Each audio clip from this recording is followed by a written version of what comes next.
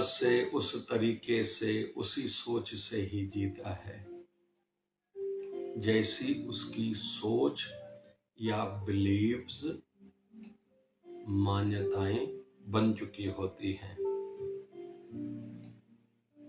और कहीं तो भी वैसे इस विषय पर थोड़ा चिंतन मंथन करना चाहिए, काम करना चाहिए।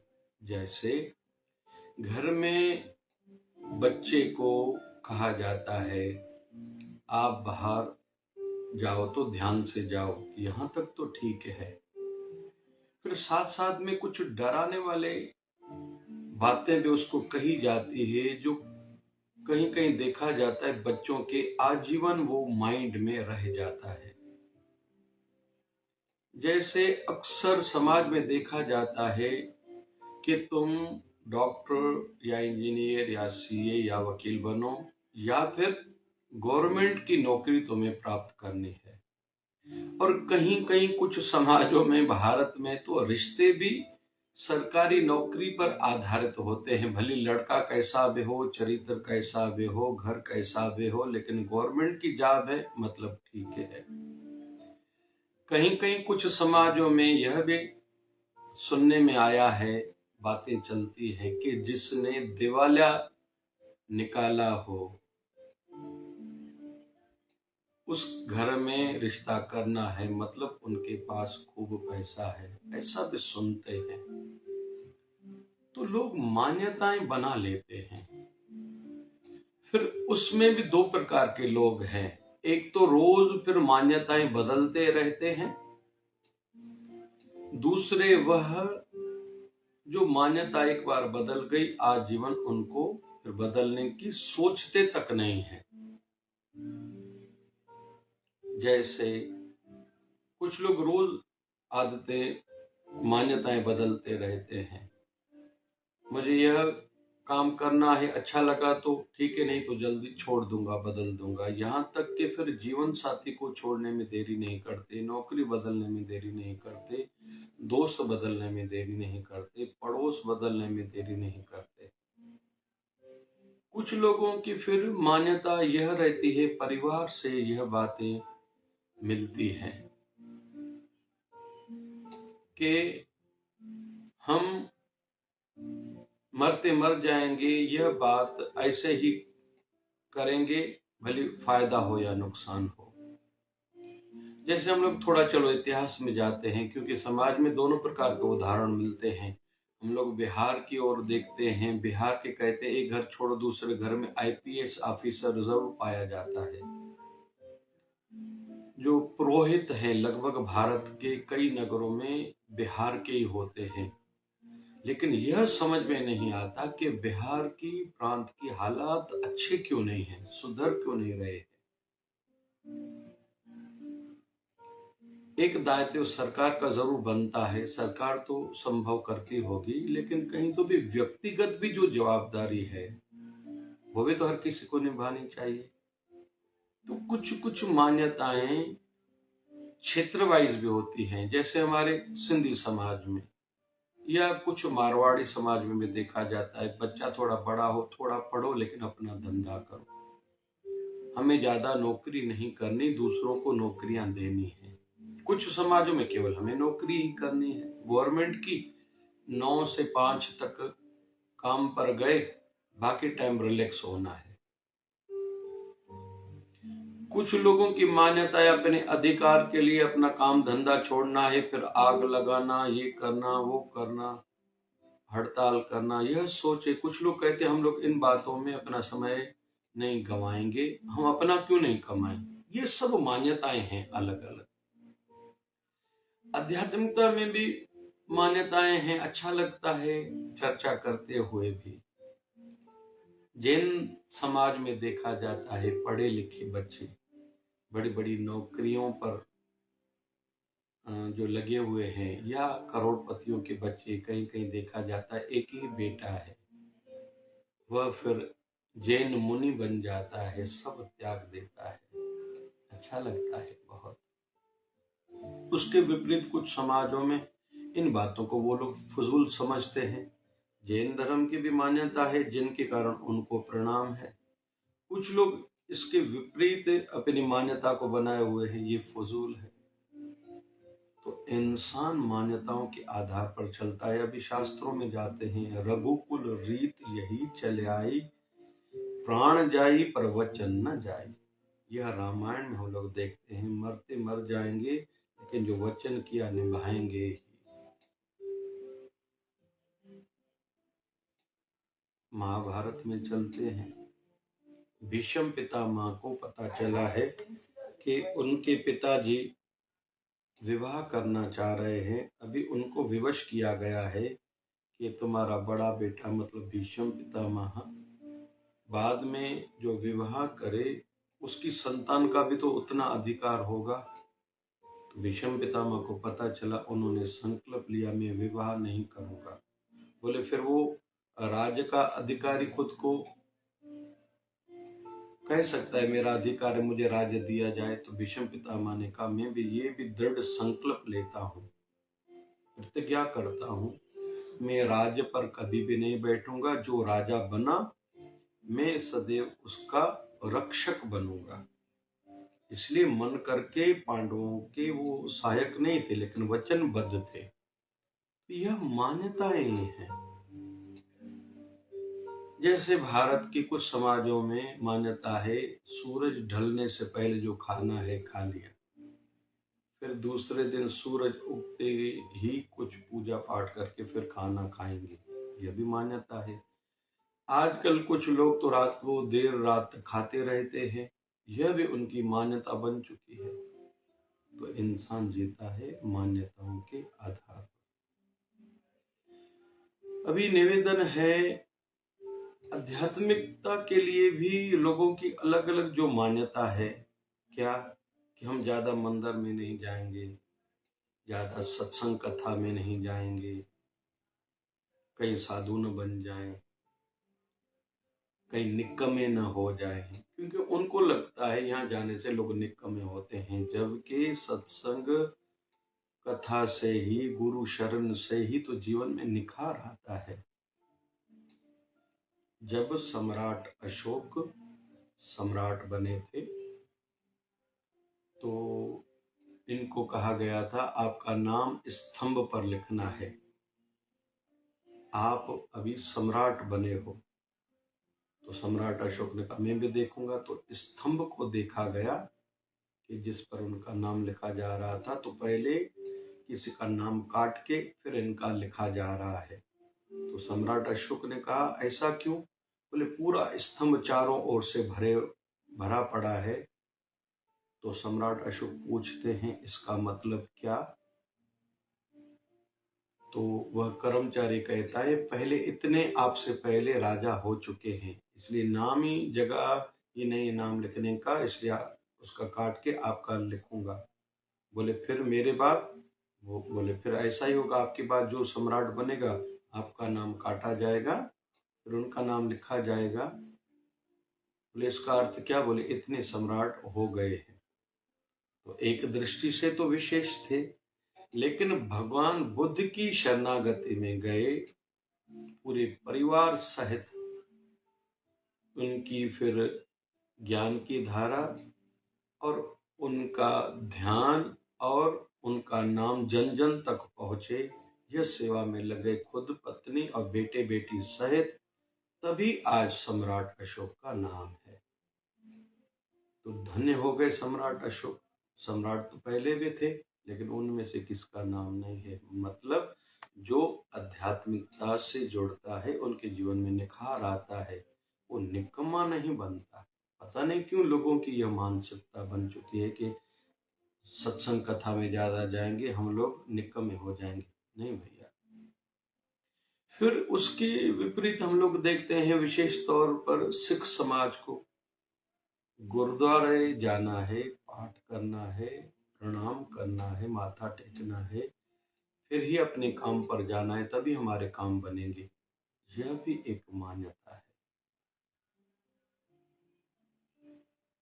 लेकिन दुख होता है यह सुन के कि वहां नशा ज्यादा हो रहा है या धर्मांतरण होना भी शुरू हुआ है, ये सुन के दुख होता है। मान्यताओं के अनुसार हम सबका जीवन चल रहा है। अभी क्यों न इन मान्यताओं पर थोड़ा ध्यान दिया जाए, संसारिक दृष्टि से और आध्यात्मिक दृष्टि से। फिर संसारिक में स्वास्थ्य दृष्टि से भी, मैं कब भी कुछ भी क्यों खाऊं, इस हैबिट से क्यों ना हम लोग लाभ उठाएं, इस आदत का फायदा लें। मैं कुछ भी कब भी कहीं भी नहीं खाऊंगा, मान्यता बस बना ले, बच जाएंगे बीमारियों से, बच जाएंगे खर्चे से, बच जाएंगे दुखी होने से। मान्यता क्यों न बना ले, मैं कब भी किसी को भी कहीं भी कुछ भी नहीं बोलूंगा, बोलूंगा तो ढंग से कहूंगा किसी को अपनी बात, मर्यादा से, नम्रता से। किसी को भले सिखाने की सोच में रखता हूं तो तरीका मेरा अच्छा होगा। दूसरे के आत्म सम्मान को चोट न पहुंचे, मैं ऐसे सिखाऊंगा। क्यों ना ऐसी मान्यता बना ले। मैं रूटीन लाइफ में, दिनचर्या में जितनी जितनी सेवाएं सामने आएंगी, मैं वो करता जाऊंगा, नजरअंदाज नहीं करूंगा, कल पर नहीं टालूंगा। मेरे पास जितना पैसा है, जितनी प्रतिष्ठा है, जितनी मेरी पहुंच रिलेशंस है, या भले मैं ऊंचे परिवार से हूं, या मेरा जो पद है, या मेरी प्रतिष्ठा है, मैं उससे ज्यादा से ज्यादा निष्काम भावना से सेवा कार्य करूंगा, क्योंकि वो मेरा है। पैसा नहीं तो यहीं रह जाएगा, पद भी एक न एक दिन मुझसे छूट जाएगा, और प्रतिष्ठा की भी कोई गारंटी नहीं है। और भले कोई बड़े परिवार से है, लेकिन भगवान न करे किसी के परिवार पर कोई इल्जाम लगे, ऐसा भी हो सकता है। और संसार परिवर्तनशील है, बदलाव आता ही रहता है। एक धीरू भाई अंबानी को देखते हैं, उनके पास कुछ नहीं था, आज भारत का विशेष परिवार माना जा रहा है। लेकिन ऐसे भी उदाहरण मिलेंगे जो किसी समय पर बहुत ऊंचे थे, आज उनका ग्राफ बहुत नीचे है। भले प्रधानमंत्री जी हो चुके हैं हमारे भारत के जितने, या राष्ट्रपति, यहाँ तक कि संत परिवारों के बच्चों का लोगों को पता तक नहीं है। दुख होता है कहते ही, सुनते ही।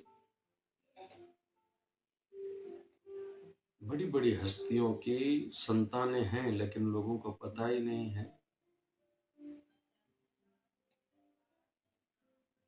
अभी जब भारत सरकार की ओर से सुनते हैं किसी को पद्म श्री, किसी को पद्म भूषण आदि जो अवार्ड मिलते हैं, सम्मानित किया जाता है, तो अच्छा लगता है कि सरकार को ये याद भी है। अच्छा है, जागृत है वैसे तो वर्तमान की सरकार।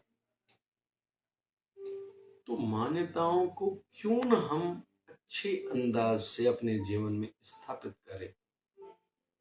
जैसे बच्चों के माइंड में एक मान्यता बनाने के लिए हमें काम करना पड़ेगा। पढ़ोगे लिखोगे तो बनोगे नवाब, बड़े आदमी एक दिन बनोगे। घर के छोटे छोटे काम हर किसी को करने चाहिए। माँ से हाथ बटाना चाहिए हर लड़की को, क्योंकि विवाह के बाद माँ बाप की केवल याद रहती है। आप दुलार तो पा रहे हो, प्यार और आशीर्वाद ज्यादा पाना है तो माँ के साथ घर के छोटे छोटे काम किया करे, हर कोई लड़का हो या लड़की हो। मान्यता बस बनानी है।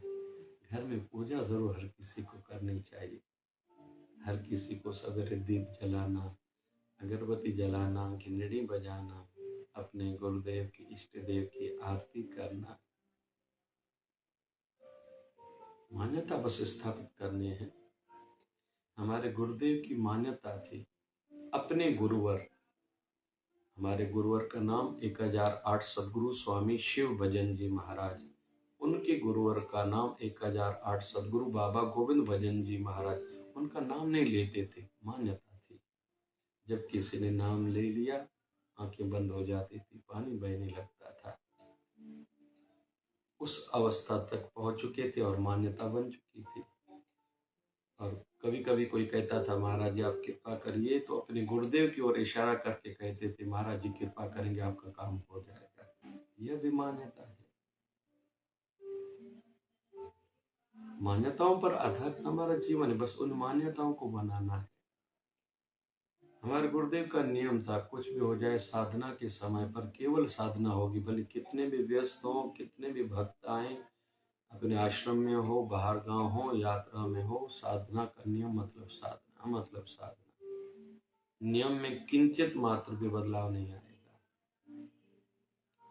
हमारी शिवधारा मिशन फाउंडेशन की मान्यता है, जितने भी शिवधारा महोत्सव आएंगे उसमें पाठ पारायण होंगे। उसमें लगभग शिव महापुराण का पाठ पारायण, श्री रामायण का पाठ पारायण, श्रीमद् भागवत महापुराण का पाठ पारायण, श्री गुरु ग्रंथ साहब का पाठ पारायण और शिवधारा अमृत ग्रंथ का पाठ पारायण। एक कार्य ये, फिर सत्संग, कथा, प्रवचन, संत दर्शन, संत आशीर्वचन, मेडिकल कैंप्स कई कई। फिर उदासीन संप्रदाय से संबंध रखते हैं हमारे गुरुदेव, तो कुटी प्रसाद, चूरी प्रसाद का नियम रहता है। फिर झंडा वंदन, फिर साथ साथ में सांस्कृतिक कार्यक्रम, फिर समाज के लिए लोग जो निस्वार्थ भाव से कुछ कर रहे हैं, शिवधारा अवार्ड देके उनको सम्मानित किया जाता है। अगर अलग अलग नगरों से, भारत के प्रांतों से कई भगत मंडलियां, भजन गायक संध्या, संगीत संध्या करने के लिए आदि आदि आते हैं, तो उसमें सबका ध्यान रखा जाता है, छोटी आयु वालों का, बड़ी आयु वालों का, सत्संगियों का, या छोटे बच्चों जैसे आकर्षित हो, जुड़े हो, उनके लिए भी कार्यक्रम रखे जाते हैं। धर्म से जुड़े, नॉलेज बढ़े, रुचि उनकी जुड़ी रहे। बच्चियों के लिए, महिलाओं के लिए, वृद्धों के लिए, सबका ध्यान रखा जाता है कि वो इस उत्सव में बाबा जी को याद भी करें, आशीर्वाद प्राप्त भी करें और कुछ न कुछ उनको धर्म की दृष्टि से मिले भी सही, जुड़े वो भक्ति से, सेवा से। तो ये मान्यता हमने बनाई है, स्थापित की है, अभी धीरे धीरे परंपरा का रूप बनती जा रही है। तो निवेदन है, अच्छी मान्यताएं बनाएं। जैसे कुछ लोग देखते हैं हम लोग के उनके घर में मंगल कार्य है तो सत्संग कथा कराते हैं, और ऐसा कराना चाहिए। फिर हमने देखा है शिवधारा राम रोटी जो चलती है 29 नवंबर 2015 से पंजाब राव मेडिकल कॉलेज में शाम को रोज असहायों के लिए, जरूरतमंदों के लिए भोजन शिवधारा आश्रम से जाता है निरंतर। प्रभु कृपा से एक दिन का भी खाड़ा नहीं है। तो कुछ लोगों को देखा है हमने, उनके घर में विवाह वर्षगांठ है, बच्चे का जन्म है या बड़ों की पुण्यतिथि है, कहते हैं कि हमारी ओर से हम लोग दक्षिणा देते हैं, सेवा देते हैं, आप राम रोटी कराइए। देखा जाता है कुछ लोग फिर अनाथ आश्रम में जाते हैं, गौशाला में जाते हैं। ये मान्यताएं स्थापित करनी है और उसको परंपरा का रूप देना है। तो अच्छी मान्यताएं करें, ना कि कॉकटेल पार्टी या नॉनवेज की पार्टी, होटलों में जाके खुद भी पाप करें, खर्चा करके पाप के भागी बने, दूसरों का भी पाप बढ़ाए। ऐसी मान्यताएं स्थापित न करें। कुछ कुछ पंथों में देखा है हमने कि उनका कोई भी सेवा कार्य, मंदिर, हॉस्पिटल, जो भी कुछ बन रहा है तो हाथों की सेवा करते हैं, कार सेवा उसको बोलते हैं। हमारा पूज्य जय शिवधारा धाम बन रहा है तो कुछ कुछ लोग आते हैं भक्तगण सेवा करने के लिए, मजदूर सेवा काम कर रहे हैं, पानी देना या उन मजदूरों को पानी पिलाना, चाय पिलाना, जो हमारे गुरुदेव के स्थान को बना रहे हैं। तो यह सब मान्यता में आता जाता है। कुछ लोग फिर रोज अपने इनकम से कुछ राशि ने पैसा निकालते हैं कि ये मेरा पैसा सत्कर्म में, धर्म में, कार्यों में लगे।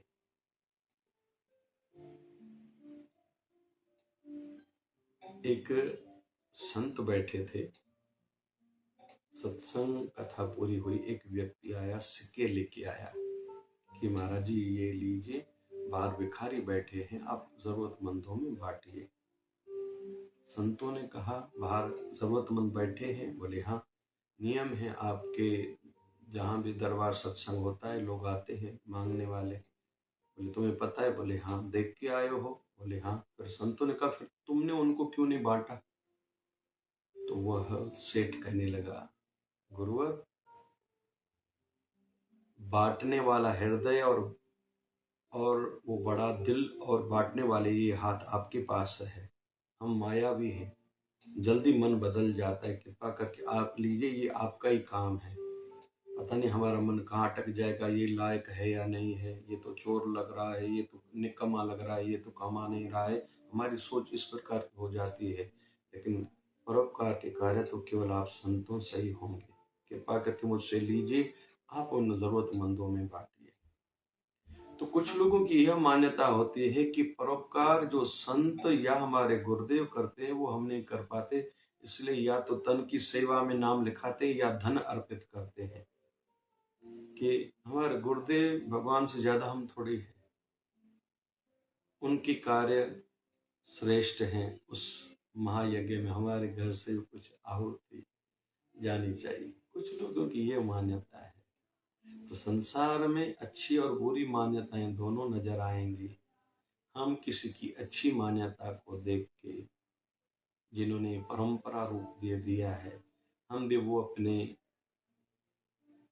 दिनचर्या में, जिंदगी में आदत बनाएं, फिर उसको मान्यता की अवस्था तक लेके जाए। हम ऐसा ही करते हैं बस, फिर वो परंपरा बना के जाएं कि हम नहीं रहे लेकिन हमारे पीछे वाले परिवारजन ये अच्छा कार्य करते रहें, कथाएं कराते रहें, सत्संग कराते रहें, व्रत रखें, धार्मिक जीवन हो, आध्यात्मिक उनका जीवन हो, उनके जीवन में दान हो, अपने गुरु के लिए आस्था हो, अपने सदगुरुदेव भगवान के लिए समर्पण हो, उनके जीवन में साधना हो, ध्यान हो, और गुरुदेव भगवान के लिए जीवन में एक विशेष स्थान हो।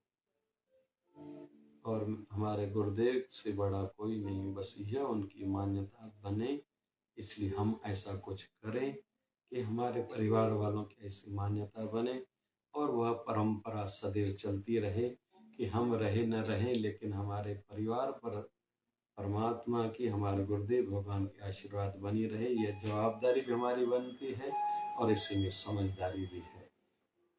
जय जय शिवधारा, जय जय शिवधारा।